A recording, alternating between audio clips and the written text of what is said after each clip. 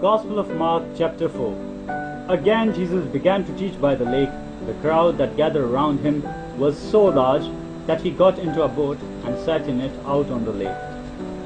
While all the people were along the shore at the water's edge, he taught them many things by parables, and in his teaching said, "Listen, a farmer went out to sow his seed. As he was scattering the seed, some fell along the path, and the birds came and ate it up. Some fell on rocky places, where it did not have much soil. It sprang up quickly, because the soil was shallow. But when the sun came up, the plants were scorched, and they withered because they had no root. Other seed fell among thorns, which grew up and choked the plants, so that they did not bear grain. Still, other seed fell on good soil. It came up, grew, and produced a crop, multiplying 30, 60, or even 100 times." Then Jesus said, "He who has ears to hear, let him hear."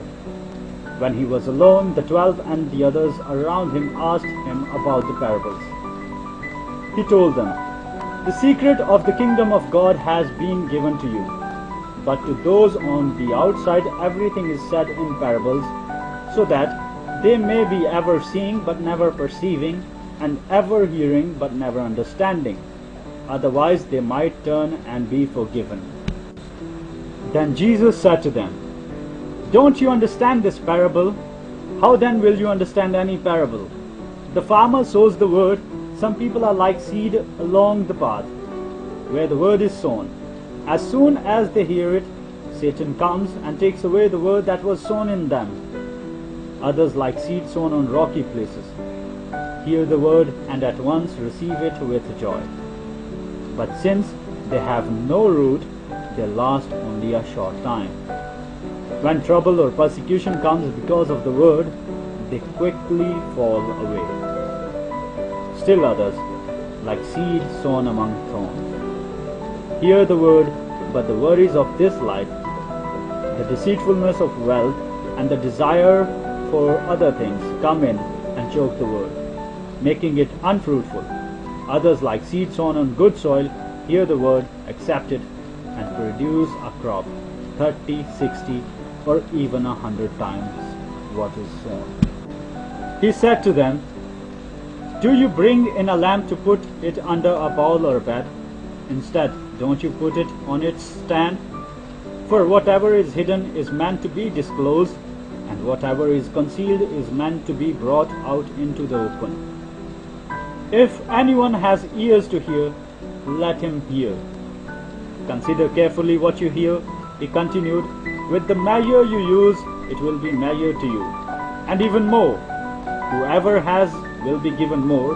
Whoever does not have, even what he has will be taken from him." He also said, "This is what the kingdom of God is like. A man scatters seed on the ground night and day. Whether he sleeps or gets up, the seed sprouts and grows, though he does not know how. All by itself the soil produces grain, first the stalk, then the head, then the full kernel in the head. As soon as the grain is ripe, he puts the sickle to it, because the harvest has come." Again he said, "What shall we say the kingdom of God is like? Or what parable shall we use to describe it? It is like a mustard seed, which is the smallest seed you plant in the ground.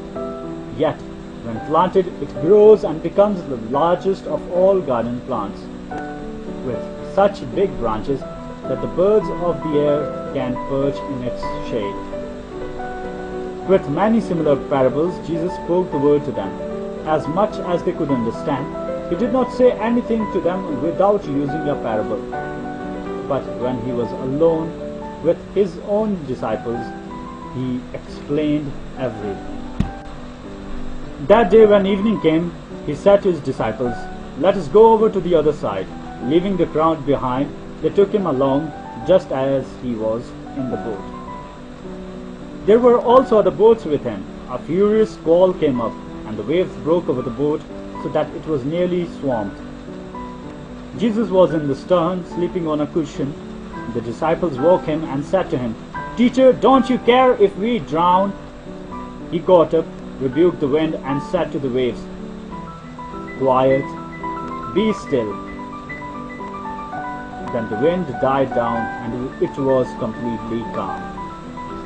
He said to his disciples, "Why are you so afraid? Do you still have no faith?" They were terrified and asked each other,